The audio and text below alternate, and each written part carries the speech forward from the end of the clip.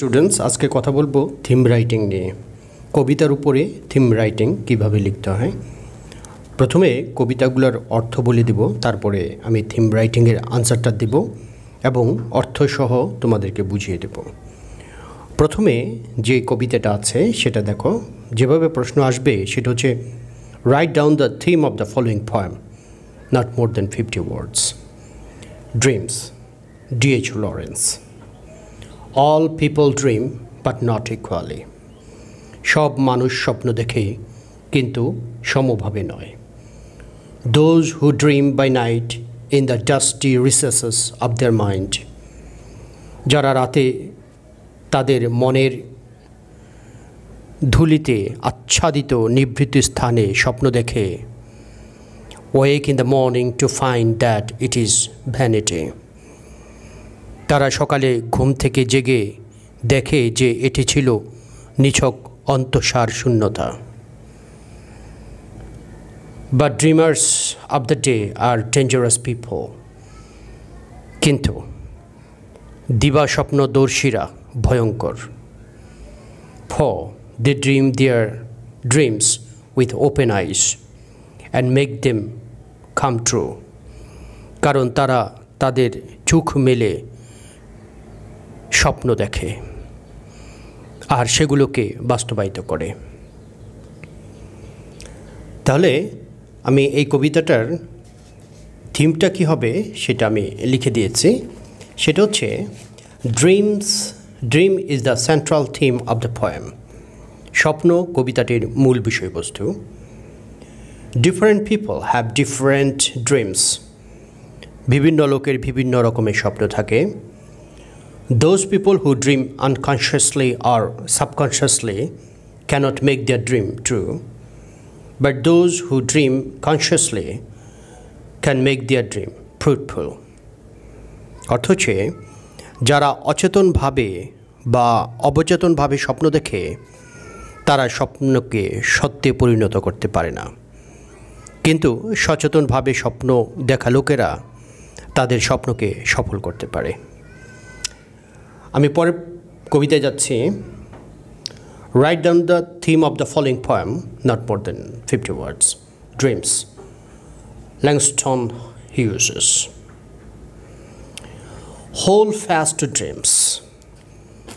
Hold fast, শক্ত করে স্বপ্নকে নিবিড়ভাবে আঁকড়ে ধরো। For if dreams die, life is a broken winged bird. কেননা স্বপ্নের মৃত্যুতে জীবন হয়ে যায় ডানা ভাঙা পাখি যা উঠতে অক্ষম, that cannot fly. Hold fast to dreams, for when dreams go life is a barren field. কেননা স্বপ্নকে নিবিড়ভাবে আঁকড়ে ধরো, কেননা স্বপ্ন চলে গেলে জীবন হয়ে যায় শূন্য প্রান্তর, তুষারের ন্যায় হিমায়িত। ফ্রোজেন উইথ স্নো, তুষারের ন্যায় হিমায়িত। থিমটা হচ্ছে the importance of dream in man's life is beautifully highlighted in the poem. কবিতাটি মানুষের জীবনে স্বপ্নের গুরুত্ব চমৎকারভাবে তুলে ধরা হয়েছে। Dream is shown here as the driving force in life. স্বপ্নকে এখানে জীবনের চালিকা শক্তি হিসাবে দেখানো হয়েছে। Life without dream is meaningless. স্বপ্নহীন জীবন অর্থহীন, ড্রেয়ারি, ডাল অ্যান্ড মনোটোনাস, নিরানন্দ, নিরস ও একঘেয়ে। It is also necessary for comfort and consolation in Times of distress and despair. হতাশাব্যঞ্জক দুঃসময়ে স্বস্তি ও সান্ত্বনার জন্য স্বপ্ন প্রয়োজন। আমি পরের কবিতায় যাচ্ছি। কবিতার নাম হচ্ছে blow blow thou winter wind.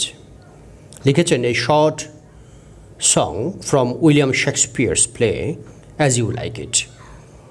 As you like it নাটক থেকে উইলিয়াম শেক্সপিয়ারের যে কবিতাটা, ছোট কবিতা, সেখানে দেওয়া হয়েছে। নাটকটা লিখেছেন উইলিয়াম শেক্সপিয়ার এবং কবিতাটা তারই। কবিতাটা হচ্ছে blow blow thou winter wind, দাও আর্ট নট সো আনকাইন্ড। এখানে আর্ট মানে আর, কবিতার ভাষা দাও মানে ইউ, এই দাও ইউ।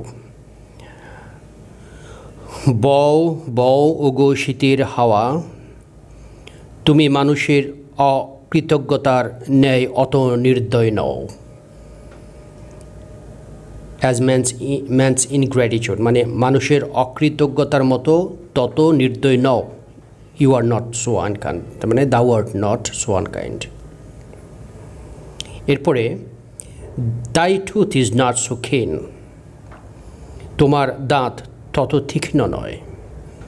বিকজ দাও আর্ট নট সিন, কারণ তুমি দৃশ্যমান নও। অলদো দাই ব্রেথ বি রুড, যদিও তোমার শ্বাস প্রশ্বাস রূঢ় বা কড়া। হেই হো সিং হেই হো আনটু দ্য গ্রিন হলি, হেই হো গাও হেই হো চিরহরিত গুল্মের প্রতি। Most friendship is feigning, most loving mere folly, অধিকাংশ বন্ধুত্ব ছলনাময়, অধিকাংশ প্রেম নিছক বোকামি। দেন হেই হো দ্য হোলি, তাহলে গাও হেই হো চিরহরিত গুল্ম। This life is most jolly, এ জীবন খুবই আনন্দময়। Freeze freeze thou bitter sky, that dost not bite so nigh. এখানে ডাস্ট মানে does not, that does not bite so nigh মানে নিয়ার। শীতল হও শীতল হও উগো তিক্ত আকাশ, যা বিস্তৃত উপকারের মতো এত গভীরভাবে যন্ত্রণা দেয় না। দাও ডস নট বাইট সো নাই, এতটা যন্ত্রণা দেয় না অ্যাজ বেনিফিটস ফর গড, বিস্তৃত উপকারের মতো। যে বেনিফিটটা দেওয়া হয়েছে সেটা যদি কেউ ভুলে যায়, তাহলে যেই কষ্ট যন্ত্রণা পাওয়া যায় ততটা যন্ত্রণা তুমি দেও না, মানুষ যতটা যন্ত্রণা দেয়। Though thou the waters warp, the sting is not so sharp, তোমার জলাধারের বিকৃতি ঘটালেও তোমার হুলো অকৃতজ্ঞ বন্ধুর নেই অত তীক্ষ্ণ নয়। এখানে হুল string is not so sharp, তোমার হুল অতটা তীক্ষ্ণ নয়। দো দাও দ্য ওয়াটার স্র্যাপ, যদিও তুমি জলাধারকে বিকৃত ঘটাও মানে জমাট করে ফেলো শীতে, কিন্তু তোমার হুল অকৃতজ্ঞ বন্ধুর মতো তত তীক্ষ্ণ নয়। তাহলে অকৃতজ্ঞ বন্ধু এ ফ্রেন্ড রিমেম্বার্ড নট, যে বন্ধু অকৃতজ্ঞ তার যে কষ্ট দেয়, যে পরিমাণ কষ্ট দেয় তত তুমি কষ্ট দাও না। হেই হো সিং হেই হো আনটু দ্য গ্রিন হলি, হেই হো গাও হেই হো চিরহরিত গুল্মের প্রতি, অথবা অশোকে পলাশে। হোলি শব্দটা অর্থ অশোকে পলাশে বা চিরহরিত গুল্ম, যেটাই বলো। Theme writing.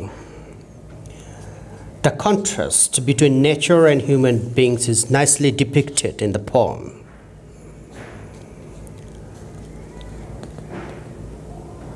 কবিতাটিতে আমরা দেখতে পাচ্ছি যে প্রকৃতি ও মানুষের মধ্যকার পার্থক্য চমৎকারভাবে চিত্রিত হয়েছে। Here the ingratitude of human beings is shown to be harsher and crueler than the winter wind. এখানে মানুষের অকৃতজ্ঞতাকে শীতের বাতাসের চেয়েও অধিকতর নির্মম ও নিষ্ঠুর হিসাবে দেখানো হয়েছে। Again, breach of trust and betrayal of friends and relatives are shown to be crueler and harsher than the forces of nature. আবার বন্ধুবান্ধব ও আত্মীয় স্বজনের বিশ্বাসভঙ্গ ও বিশ্বাসঘাতকতাকে প্রকৃতির শক্তিসমূহের চেয়েও অধিকতর নিষ্ঠুর ও রূঢ় হিসাবে দেখানো হয়েছে। আমি পরের কবিতায় যাচ্ছি। শি ওয়াকস ইন বিউটি, লিখেছেন লর্ড বাইরন। কবিতার মধ্যে প্রথমে যে লাইনটা সেটা হচ্ছে, she walks in beauty like the night. সে মেঘবিহীন আবহাওয়া তার তারকাখচিত আকাশে রাতের ন্যায় সৌন্দর্য সহকারে হাঁটে। And all that's best of dark and bright meet in her aspect and her eyes.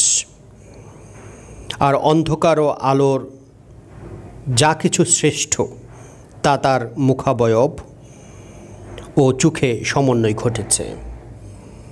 Thus mellowed to that tender night, thus mellowed to that tender light, which heaven to gaudy day denies. এভাবে পরিপক্ক হয়ে কোমল আলোতে পরিণত হয়েছে যা আকাশ অতিশয় রৌদ্রোজ্জ্বল দিনকে দিতে অস্বীকৃতি জ্ঞাপন করে। Which haven two গডি day denies, অস্বীকৃতি জ্ঞাপন করে।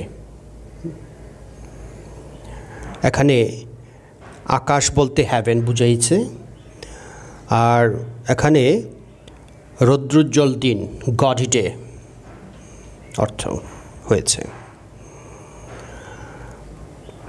তারপরে one shade the more, one ray the less. একটি বৃহদাকারের ছায়া, একটি মৃদু আলোকরশ্মি, had half impaired the nameless grace, অবর্ণনীয় সৌন্দর্যকে কিছুটা নষ্ট করেছে। impaired মানে নষ্ট করা। which waves in every raven trace, যা প্রত্যেক কৃষ্ণবর্ণের গাছে দোলে। raven trees মানে কৃষ্ণবর্ণ কালো গাছ। or softly lightens over her face, কিংবা তার মুখমণ্ডলকে কোমলভাবে আলোকিত করে তোলে। where thoughts serenely sweet express, যেখানে প্রশান্ত মধুর ভাবনাগুলো প্রকাশ করে। how pure, how dear their dwelling place, তাদের আবাসস্থল কত পবিত্র, কত মূল্যবান। and on that cheek and over that brow, or মানে over that brow, এত কোমল, এত শান্ত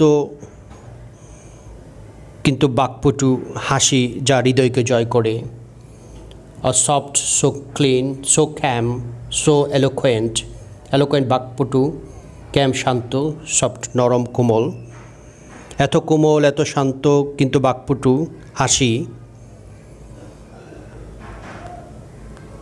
দ্য স্মাইল হাসি, দ্যাট উইন যেটা জয় করে। জল জল করা আভা সুন্দরভাবে, দ্য টিন্টস দ্যাট গ্লো, জল জল আভা সুন্দরভাবে। But tell of days in goodness is spent, but tell of days in goodness is spent, অতিবাহিত দিনের কথা, জল জল করা আভা সুন্দরভাবে অতিবাহিত দিনের কথা। A mind at peace with all below, শান্তিপুরী একটি মন। A heart whose life is innocent, নিষ্পাপ প্রেমময় হৃদয়ের কথা স্মরণ করিয়া দেয়। Theme: The inner beauty of a lady is the main theme. এখানে একজন নারীর অন্তরের সৌন্দর্যই কবিতাটির মূল বিষয়বস্তু। প্রকৃতির পবিত্রতা কিংবা সরলতা, এখানে the inner beauty of a lady is the main theme of the poem. The lady সিম্বলাইজিং, নারী এই যে পবিত্রতা, দ্য লেডি সিম্বলাইজিং মানে এখানে নিজেকে প্রতীক হিসাবে ব্যবহার করেছে। এই নারীকে প্রতীক হিসেবে ব্যবহার করা হয়েছে। নারীর পিউরিটি এবং সিম্পলিসিটিকে অফ নেচার, প্রকৃতির সাথে তুলনা করেছে, তার সরলতা। The lady symbolizing purity or simplicity of nature is not apparently beautiful. প্রকৃতির পবিত্রতা কিংবা সরলতার প্রতীক নারীটি আপাত দৃষ্টিতে সুন্দর না, but walks in an aura of beauty. কিন্তু সে সৌন্দর্যের এক অলৌকিক আভার মধ্য দিয়ে হেঁটে বেড়ায়। She is depicted to have an innocent mind and as capable of exhibiting beauty of both darkness and brightness alike. তাকে এভাবে চিত্রিত করা হয়েছে যে তার নিষ্পাপ মন আছে এবং সে একইভাবে অন্ধকার ও উজ্জ্বলতা উভয়ের সৌন্দর্য প্রদর্শন করতে সক্ষম। ওকে, পরেরটা নাম্বার 5। কবিতাটির নাম আই ডাইড ফর বিউটি, লিখেছেন Emily Dickinson. I died for beauty, but was scarce adjusted in the tomb. আমি মরেছিলাম সৌন্দর্যের তরে, তবে পারিনি খাপ খাওয়াতে কবরে। When one who died for truth was lain in an adjoining room. যখন সত্যের জন্য মৃত্যুবরণকারী একজন পেল স্থান আমার সংলগ্ন ঘরে। He questioned softly why I failed. For beauty, I replied. প্রশ্ন করল সে মৃদুভাবে, কেন আমি হারলাম? সৌন্দর্যের তরে আমি বললাম। And I for truth, the two are one. এবং আমি সত্যের জন্যই, দুটি জিনিস একই। And we brethren are, he said. আমরা ভ্রাতৃদ্বয়, বলল সে। And so as kinsmen may tonight, we talked between the rooms until the moss had reached our lips and covered up our names. অতএব আত্মীয়ের ন্যায় আমরা করি আলাপন দুই কক্ষের মধ্যিখানে, যতক্ষণ না শৈবাল আমাদের উষ্ঠেও পৌঁছে আমাদের নামগুলো করে দেয় পুরোপুরি বিলীন। এই কবিতাটির থিমটা এখন আমি বলে দিচ্ছি। থিম হচ্ছে truth and beauty are represented here in the poem as the two important elements of our life. কবিতাটিতে সত্য এবং সৌন্দর্যকে আমাদের জীবনের দুটি গুরুত্বপূর্ণ উপাদান হিসেবে দেখানো হয়েছে। They are interrelated. One is meaningless without the other. তারা পারস্পরিকভাবে সম্পর্কিত, একটি ছাড়া অন্যটি অর্থহীন। Originated from the same source, the two are meant to supplement each other. তারা মূলত একই জিনিস। In fact, they are the same thing, because what is truth is also beauty. কারণ যা সত্য তা সুন্দর বটে। এখানে দুইটা জিনিসকে পরিপূরক হিসাবে দেখানো হয়েছে, are to are meant to supplement each other, একে অপরের পরিপূরক, সৌন্দর্য এবং সত্য এ দুটি। Number 6, the schoolboy William Blake. I love to rise in a summer morn when the birds sing on every tree. The distant huntsman winds his horn, and the skylark sings with me. Schoolboy William Blake কবিতাটি লিখেছে। এখানে কবিতাটির অর্থটা হচ্ছে যে গ্রীষ্মের এক প্রভাতে, সামার মানে গ্রীষ্মকাল, মর্ন মানে মর্নিং, গ্রীষ্মের এক প্রভাতে যখন পাখিরা গাছে গাছে করে গুঞ্জন, আমি ভালোবাসি জেগে উঠতে নিদ্রা থেকে।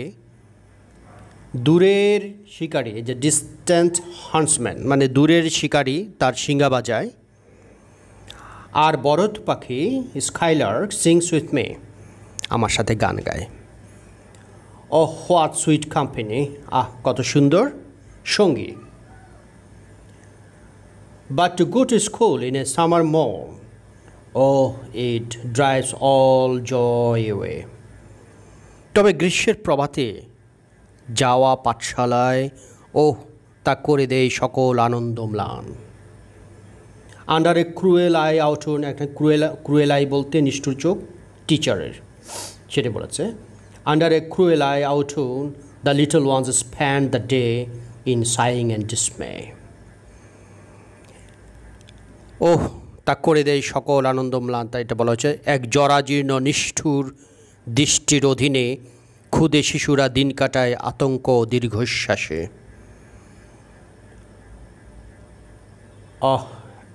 Then at times I drooping seat and spent many an anxious hour. আর আমি কি করি? ক্ষুদে শিশুরা দিন কাটায় আতঙ্ক দীর্ঘশ্বাসে, গেল এটা। spent many an anxious hour, and then at times I drooping seat, আমি বিষণ্ণ হয়ে বসে থাকি। ড্রুপিং সিট, ড্রুপ বলতে আসলে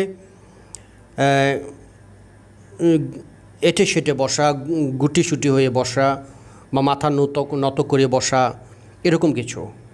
এই জন্য বলেছে যে বিষণ্ণ হয়ে বসে থাকি। Nor in my book can I take delight, আমি কোনো আনন্দ পাই না বইয়ের পাতায়। Nor sit in learning bower, learning bower বলতে পড়ার ঘর, লার্ন মানে শিক্ষা আর বাওয়ার মানে ঘর। না আনন্দ পাই বইয়ের পাতায়, না শান্তি মিলে শিক্ষার আবাসে। Worn through with that dreary shower, how can the sing bird that is born for joy? এরপরে আমরা এই অংশটা নিচের কবিতায় আছে, আমরা পরের কবিতাটা যাই। আমরা একটু থিমটা বলে নেই, তারপর পরের কবিতাটা নিচের অংশটা দেওয়া আছে, ওই উপরের অংশটা নিচে আমি বলে দিব, তাহলে হয়ে যাবে। The genuine love of the innocent schoolboy for the summer morning and his boredom of an annoyance at formal education find an expression in the poem. বাচ্চাটা স্কুলে যে কোনো আনন্দ পায় না, এটাই এখানে বলা হয়েছে। পড়াটা তার ভালো লাগে না, নিরানন্দ পড়া। তো সেই জন্য সে তার এক্সপ্রেশনটা থেকে আমরা বুঝতে পারছি যে এখানে ফর্মাল এডুকেশন মানে আনুষ্ঠানিক শিক্ষাটার আমাদের এখানে কথা বলা হয়েছে, আনুষ্ঠানিক শিক্ষার কথা। সেখানে বলা হয়েছে যে কবিতাটিতে গ্রীষ্মকালীন সকালের প্রতি নিষ্পাপ স্কুল বালকের অকৃত্রিম ভালোবাসা ও আনুষ্ঠানিক শিক্ষার প্রতি তার বিরক্তি ও বিতৃষ্ণা প্রকাশ পেয়েছে। স্কুলের নিয়ম, পরের লাইনটা হচ্ছে, the lively approach of the schoolboy to morning gets dismayed by the rigors of the school rules and by the cruelty of the teachers. স্কুলের নিয়ম শৃঙ্খলার কঠোরতা ও শিক্ষকদের নিষ্ঠুরতায় সকালের প্রতি স্কুল বালকের যে প্রাণবন্ত মনোভাব, সেটা তাকে আতঙ্কগ্রস্ত করে তোলে। পরেরটা স্কুল বয়টা, নিচের অংশটা উইলিয়াম ব্লেকের, দ্য স্কুল বয়ের। How can the bird that is born for joy sit in a cage and sing? যে পাখি জন্মেছে আনন্দের জন্য, কিভাবে গাইবে সে গান খাঁচার ভিতরে? How can a child when fears annoy but droop his tender wing?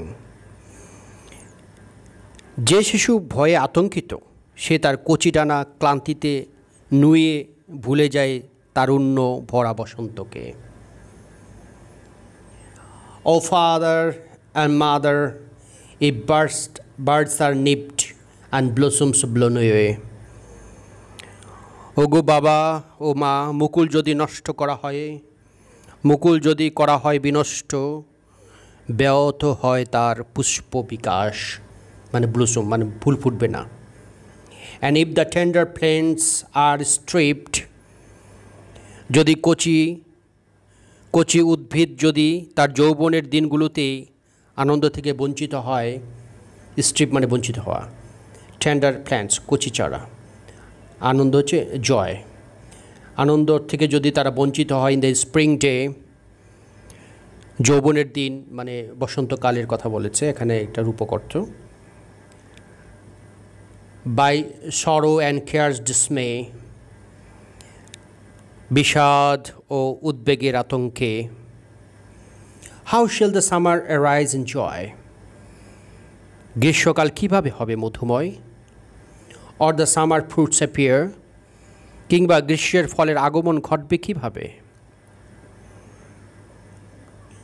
How shall we gather what grips destroy, কীভাবে ফিরে পাবো সেই দিনগুলি যা দুঃখ করেছে লয়। আর ব্লেস দ্য মেলোয়িং ইয়ার, কিংবা পরিপক্ক বছরকে করব আশীর্বাদ। When the blasts of winter appear, যখন শীতের দমকা হাওয়ায় হবে আবির্ভাব, শীতের দমকা হাওয়ার হবে আবির্ভাব। ওকে, আমি থিমটা বলে দিচ্ছি। The boredom and disappointment of innocent schoolboy is the main theme of the poem. আমরা দেখতে পাচ্ছি যে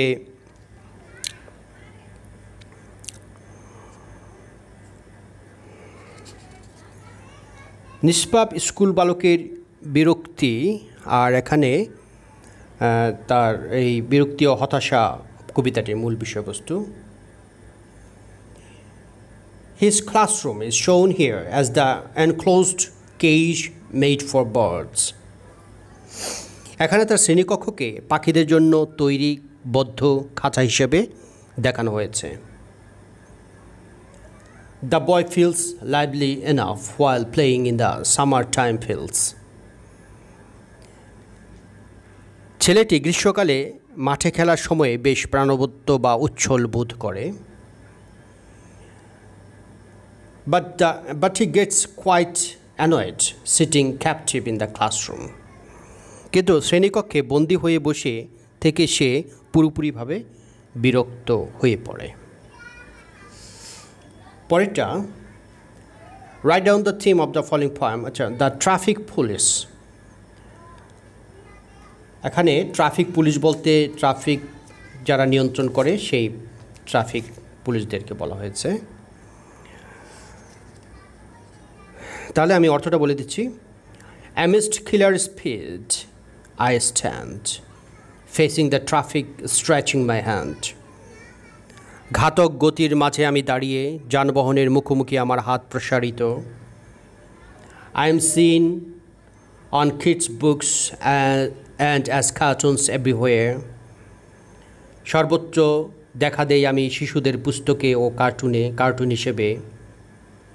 Educating people and asking them to beware of the erratic traffic and the signboards.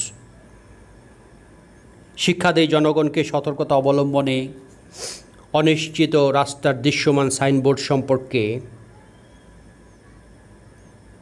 Seen on almost all roads. যেটা তোমাদের নিরাপত্তে আমার লক্ষ্য, যেটা আমাকে দেখা যায় সাইনবোর্ডে। So that you are safe I see each one of you, but my sweat, my flight on the road see who. তোমাদের নিরাপত্তে আমার লক্ষ্য, তবে আমার মন্দাবস্থা আমার ঘাম দেখে কে।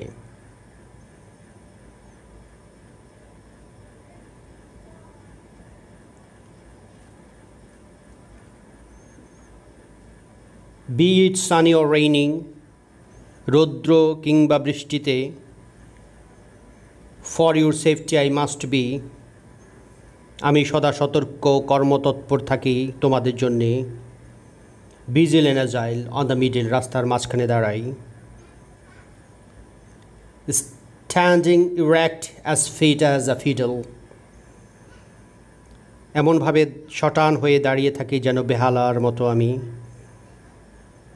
ওহ my ear hurts, oh my head aches, oh look at the weather, such unpredictable days. আমার কান মাথা যন্ত্রণায় কাতর, আবহাওয়া অনির্দেশ্য, দিনগুলি অনিশ্চিত, তবুও আমার নেই নিস্তার। বাট আই ক্যানট সোয়ার্ভ, আমার নেই নিস্তার। I must be on duty, আমি আমার দায়িত্ব পালনে প্রতিজ্ঞাবদ্ধ। I care for your safety, তোমাদের নিরাপত্তাই আমার লক্ষ্য। Be it noisy or dusty, be it sunny or rainy, কোলাহলপূর্ণ কিংবা ধুলোময়, রৌদ্রোজ্জ্বল কিংবা বৃষ্টিবহুল সময়ে, I must be on duty, I care for your safety. নিজ কর্তব্যে আমি অটল, তোমাদের নিরাপত্তাই আমার লক্ষ্য। ওকে, এই কবিতাটার থিমটা হচ্ছে the hazards a traffic police undergoes carrying out his duties and responsibilities find a beautiful expression in the poem. এখানে যে হ্যাজার্ডস, বিপদ, সেই বিপদটা সম্পর্কে একজন ট্রাফিক পুলিশকে তার দায়িত্ব কর্তব্য পালন করতে গিয়ে যেসব বিপদের সম্মুখীন হতে হয় সেগুলি কবিতাটিতে চমৎকারভাবে ব্যক্ত করা হয়েছে। A responsible traffic police cares for nothing else but the security of the people moving on the road. একজন দায়িত্ববান ট্রাফিক পুলিশ রাস্তায় চলাচলকারী মানুষের নিরাপত্তা ছাড়া অন্য কিছু দেখাশোনা করেন না। He is shown not bothering at all about his personal security and comfort. তাকে দেখানো হয়েছে যে তিনি তার ব্যক্তিগত নিরাপত্তা ও আরামের ব্যাপারে আদৌ মাথা ঘামান না। পরেরটা আউট আউট, পরের কবিতা নাম হচ্ছে আউট আউট এবং লিখেছেন Robert frost. The buzz saw snarled and rattled in the yard and made the dust and drooped stove-length sticks of wood. এখানে প্রথম যে লাইনটা, এটার অর্থ হচ্ছে বৃত্তাকার করাত, স মানে করাত, বাজ, দ্য বাজ স স্নার্লড, বৃত্তাকার করাত কারখানায় কর্কশ আর ঝনঝন শব্দ করছিল, র্যাটলড ঝনঝন, in the yard কারখানায়, করাত কারখানায়, and made dust and drooped stove-length sticks of wood, আর গুড়া সৃষ্টি করে চুলার উপযুক্ত দৈর্ঘ্য বিশিষ্ট লাকড়ি ফেলছিল। Sweet scented stuff when the breeze drew across it, যখন বাতাস এর উপর দিয়ে বয়ে যাচ্ছিল তখন এটি হচ্ছিল সুগন্ধময় এক বস্তু। And from there those that lifted eyes could count 5 mountain ranges, one behind the other. আর সেখান থেকে যারা চোখ তুলে তাকাতো তারা গুনতে পারত দূরে ভারমন্টে অস্তগামী সূর্যের নিচে একের পর এক 5টি পাহাড়ের সারি। Under the sunset far into Vermont, Vermont একটা জায়গার নাম, সেখান থেকে দেখা যেত যে 5টি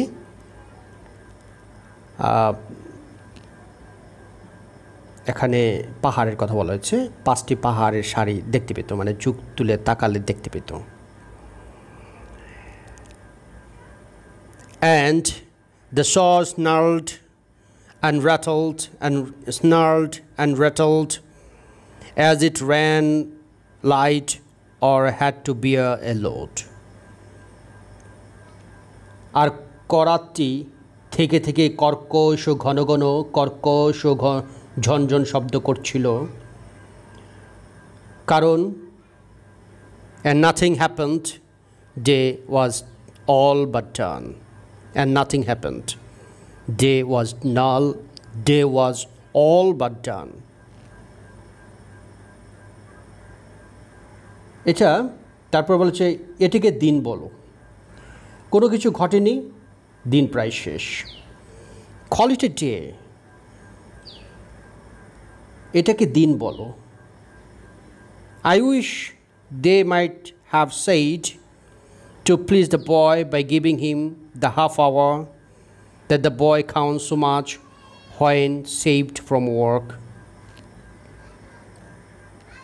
আমার ইচ্ছে হয় তারা যদি বালকটিকে অর্ধ ঘন্টার পরিত্রাণ দিয়ে ছেলেটিকে খুশি করতে এটি বলে থাকত।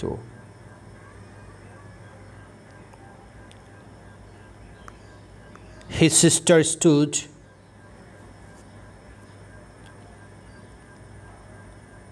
তার সে সময়টি বালকটি কাছ থেকে মুক্তি পেয়ে অনেক বেশি হিসাবে গণ্য হতো। শয্যাবরণে পরিহিত তার বোন, his sister stood beside him in her apron, apron পরিহিত তার বোনটি আসলো তার পাশে। to tell him supper, তাকে বলতে যে রাতের খাবার, এই কথাটা বলতে তার পাশে দাঁড়িয়েছিল। as if to prove Saul knew what supper meant, শব্দটির উচ্চারণে করাতটি যেন রাতের খাবারের অর্থটি জানত। এটি প্রমাণ করতে কি করল?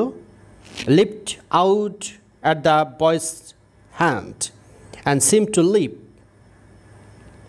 ছেলেটির হাতের প্রতি লাফিয়ে পড়ল কিংবা লাফ দিয়েছিল বলে মনে হয়েছিল। he must have given the hand, সে অবশ্যই হাতটি দিয়েছিল। however it was, যাই হোক, এটি যাই হোক না কেন, neither refused the meaning but the hand, কেউ সাক্ষাৎকারে অস্বীকার করেনি কিন্তু হাতটি। এখানে আসলে কবিতাটা চাইল্ড লেবার সম্পর্কে বলা হয়েছে।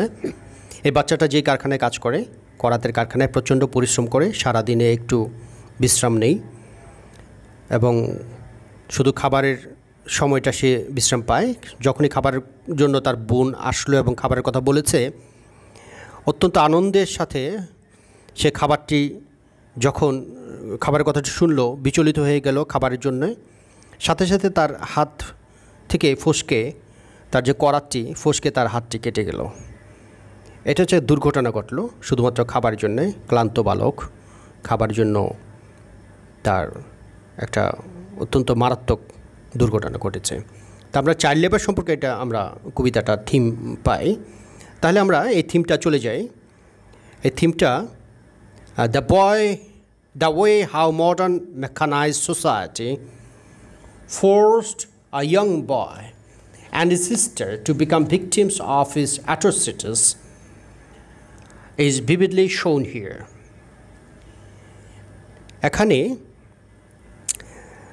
আধুনিক যান্ত্রিক সমাজ কিভাবে একজন ছোট বালক ও তার বোনকে এর নিষ্ঠুরতার শিকার হতে বাধ্য করেছে তা সুষ্ঠুভাবে দেখানো হয়েছে। যে মেকানাইজড সোসাইটি,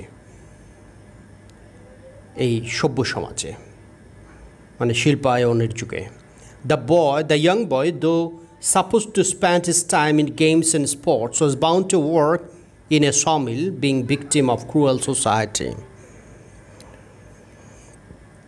যদিও ছোট বালকটির খেলাধুলায় তার সময় কাটানোর কথা ছিল, তবুও সে নিষ্ঠুর দারিদ্রতার শিকার হয়ে করাত কলে কাজ করতে বাধ্য হয়েছে। Number 10, The Lake Isle of Innisfree, W.B. Yeats. I will arise and go now and go to Innisfree, and a small cabin built there of clay, wattles made. অর্থ হচ্ছে আমি এখনই উঠে চলে যাব, আমি এখনই উঠে চলে যাব অ্যান্ড গো টু ইনিসফ্রি। চলে যাব কোথায়? ইনিসফ্রিতে। And a small cabin build there, আর সেখানে একটি ছোট কুঁড়ে ঘর আমি বানাবো, of clay and wattles made. এটা ওয়াটলস হচ্ছে বেড়া, বেতের বেড়া বানাবো, কাদার বেতের বেড়া বানাবো আমি। 9 bean rows will I have there, সেখানে আমি 9টি শিম গাছের সারি লাগাবো। A hive for the honeybee, মৌমাছিদের জন্য একটা মৌচাক গড়ব। And live alone in the bee loud glade, আর মৌমাছিদের গুনগুন মুখর বনের ফাঁকা জায়গায় একাকী বসে একাকী বাস করব। Live alone. And I shall have some peace there, for peace comes drooping slow, drooping from the vales of the morning to where the cricket sings. আর আমি সেখানে কিছুটা শান্তি পাবো, কারণ শান্তি ধীরে ধীরে শিশির বিন্দুর ন্যায় চলে আসে। আমি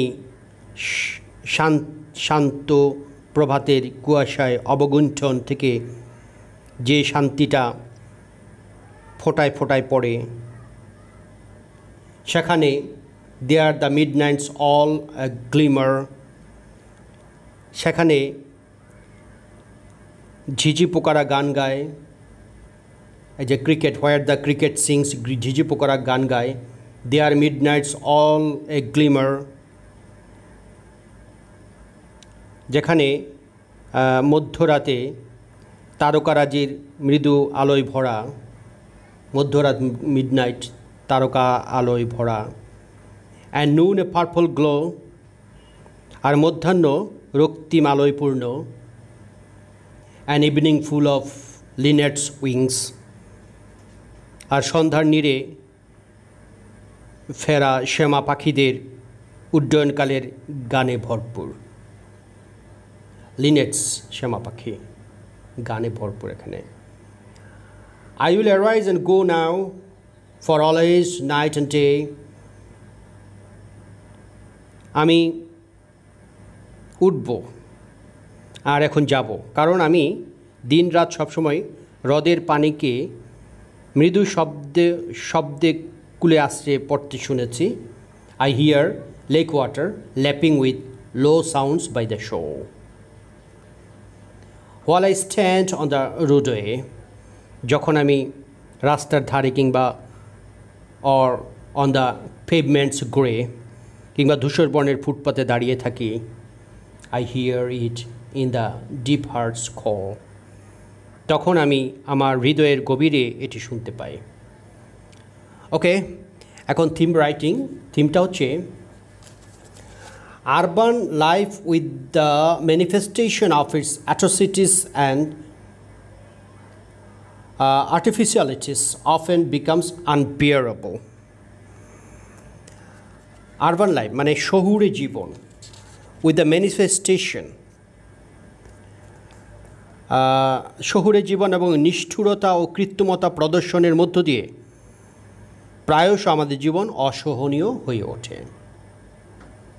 The mechanized city life fails to give peace of mind, and as such the poet gets eager to go in contact with the beauties and bounties of nature of the rural areas. এখানে Innisfree বলতে এটা জায়গা যেখানে rural beauty রয়েছে, এটা রূপক অর্থে ব্যবহার করা হয়েছে। তাহলে অর্থ হচ্ছে যে আমরা যান্ত্রিক নাগরিক জীবন মানসিক শান্তি প্রদান করতে ব্যর্থ হয়, এবং তাই কবি পল্লী এলাকায় প্রকৃতি সৌন্দর্য প্রাচুর্যের সংস্পর্শে যাওয়ার জন্য বেকুল হয়ে ওঠেন। The poet longs for living in the lap of nature in the village. কবি গ্রামে প্রকৃতির কোলে বসবাস করার জন্য বেকুল হয়ে পড়েন। ওকে, number 11, from September 1, 1939, W.H. Auden। এটা দ্বিতীয় বিশ্বযুদ্ধের উপর লেখা একটা কবিতা। আমরা এই কবিতাটা একটু বোঝার চেষ্টা করি। যদিও কবিতাটা একটু ছোট এখানে দেওয়া হয়েছে, আমি এখন এটা পড়ে শোনাচ্ছি। I sit on one of the taps on 52nd Street, uncertain and afraid. আমি 52 নং রাস্তায় অন্যতম একটি পানশালায় বসে আছি।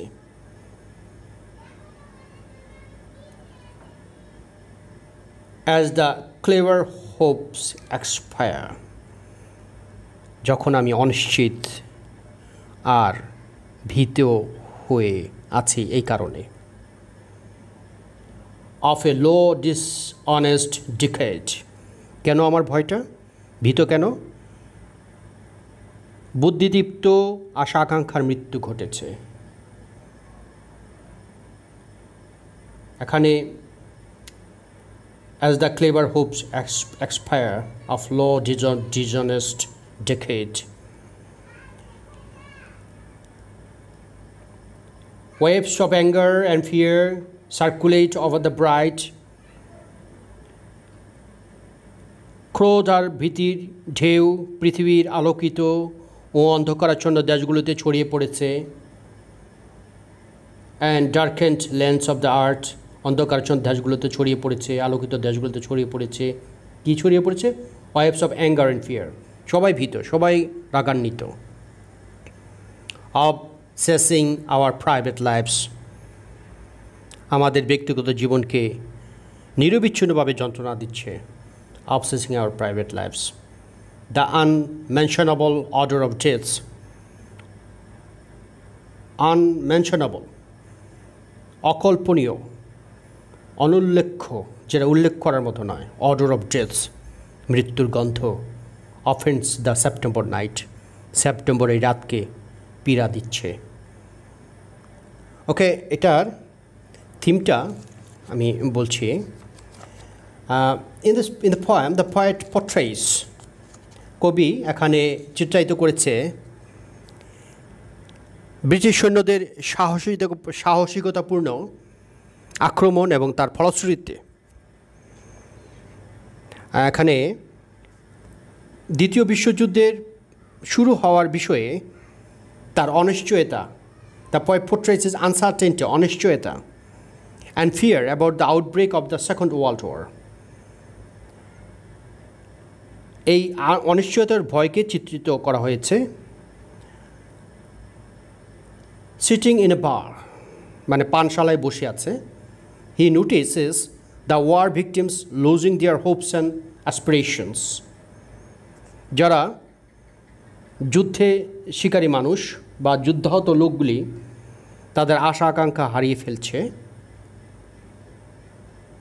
Anger and fear darkening the lands, destroying people's private lifes, ক্রোধ এবং ভয় দেশগুলোকে অন্ধকারাচ্ছন্ন করে মানুষের ব্যক্তিগত জীবনকে তছনছ করে দিচ্ছে। আর এইভাবেই the September night smells of deaths, সেপ্টেম্বর রাত মৃত্যুর গন্ধ ছড়াচ্ছে। ওকে, এরপরেটা the charge of the light brigade, Lord Alfred Tennyson. আমরা এটা না পড়ে পরেরটায় চলে যাচ্ছি। এটা সেকেন্ড ওয়ার্ল্ড ওয়ার নিয়েই, আমার মনে হয় এটা খুব একটা ইম্পর্টেন্ট না, বা আমি ইম্পর্টেন্ট একটা কবিতা, যেটা I have seen Bengal's face, বাংলার মুখ আমি দেখিয়াছি। এই কবিতাটি আমি প্রথম অর্থটা বলে দিচ্ছি। জীবনানন্দ দাশের কবিতাটি খুবই সুন্দর একটি কবিতা। আমরা এটা একটু মনোযোগ সহকারে শুনি। Because I have seen Bengal's face, I will seek no more. The world has not anything more beautiful to show me. মানে হচ্ছে, বাংলার মুখ আমি দেখিয়াছি, তাই আমি পৃথিবীর রূপ খুঁজিতে চাই না আর। Waking up in darkness, gazing at the fig tree, I behold dawn swallows roosting under huge umbrella-like leaves.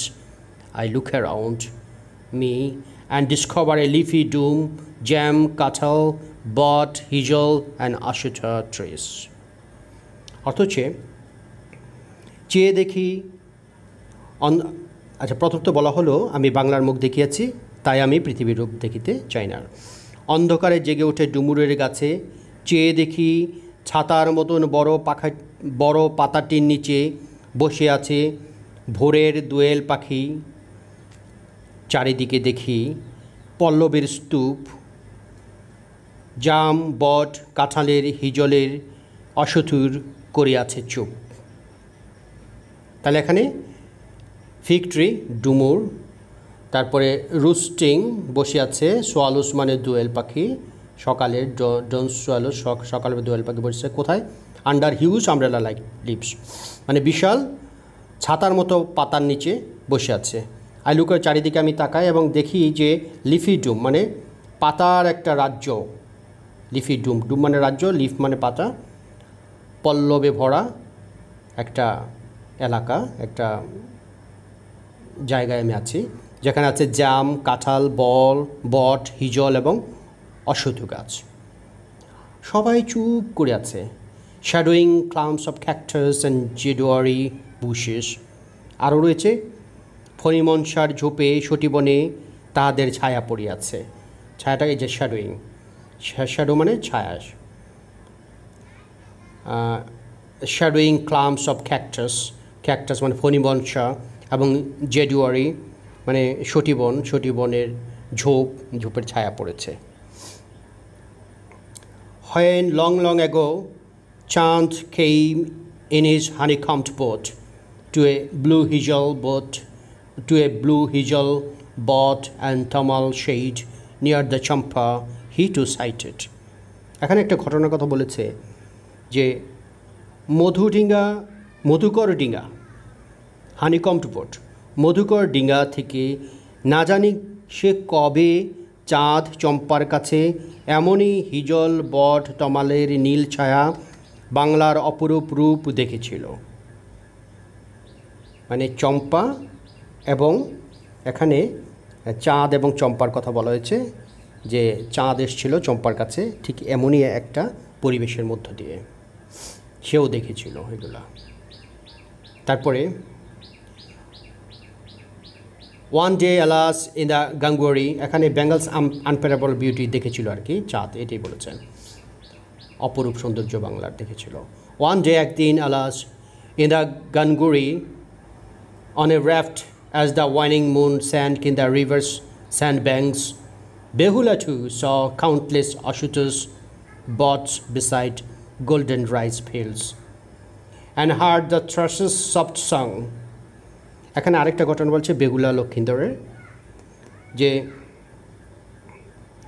বেহুলাও একদিন গাঙ্গুরের জলে ভেলা নিয়ে কৃষ্ণা দ্বাদশীর জ্যোৎস্না যখন মরিয়া গেছে নদীর চড়ায়, সোনালি ধানের পাশে অসংখ্য অসাধু বট দেখেছিল হায়। তাহলে বেহুলাও দেখেছিল এই দৃশ্য, এটাই বলেছে, এবং শ্যামার নরম গান শুনেছিল। And heard the thrushes soft song, thrush মানে শ্যামা পাখি, নরম গান শুনেছিল। One day arriving আরামা নামক জায়গায়, যে অমরায় গিয়েছিল, আর আরামা এখানে অমরায়, দেবতাদের যে স্থান সেখানে কোর্টে। তো এখানে অমরায় গিয়ে কি করেছিল? নেচেছিল, যে সেই নাচার কথাটা এখানে বলেছে, খঞ্জনার মতো নেচেছিল সেটা। হোয়ার গডস হেল্ড কোর্ট, অমরায় যেখানে যে ইন্দ্রের সভায় গিয়েছিল অমরায়। হোয়েন শি ডেন্সড, যেখানে সে নেচেছিল লাইক এ ডেজোলেট ওয়াকটেল, ছিন্ন খঞ্জনার মতো। ছিন্ন এখানে ডেজোলেট মানে ছিন্ন বলতে বিষণ্ণ, ওয়াকটেল মানে খঞ্জনা পাখি, তার মতো নেচেছিল। Bengal's river fields flowers welled like strings of bells on her feet. বাংলার নদী মাঠ, তারপরে ভাট ফুল, নদী মাঠ, ফুল ঘুঙুরের মতো তার পায়ে কেঁদেছিল। ওকে, আমরা এটার থিমটা দেখছি। The poet's pure love and fascination for his motherland is unparalleled. মানে বলছে জন্মভূমির প্রতি, মাতৃভূমির প্রতি কবির পবিত্র ভালোবাসা ও মুগ্ধতা অতুলনীয়। He is entranced by the scenic beauty of his land so much that he feels so interested in looking for anything else in the world. He feels no interest.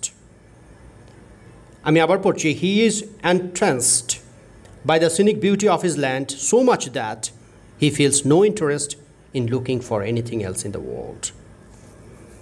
তার দেশের নৈসর্গিক বা স্বর্গীয় সৌন্দর্যে তিনি এতটাই মোহাবিষ্ট যে তিনি পৃথিবীর অন্য কোনো কিছু দেখার কোনো কৌতূহল বোধ করেন না, যেহেতু তিনি বাংলার রূপ দেখেছেন। The mythical character of Behula was also overwhelmed at the unique beauty of Bengal. পৌরাণিক চরিত্র বেহুলাও বাংলার অসাধারণ সৌন্দর্যে মোহাবিষ্ট হয়েছিল, এটা বলছে। ওকে, থ্যাংক ইউ স্টুডেন্টস।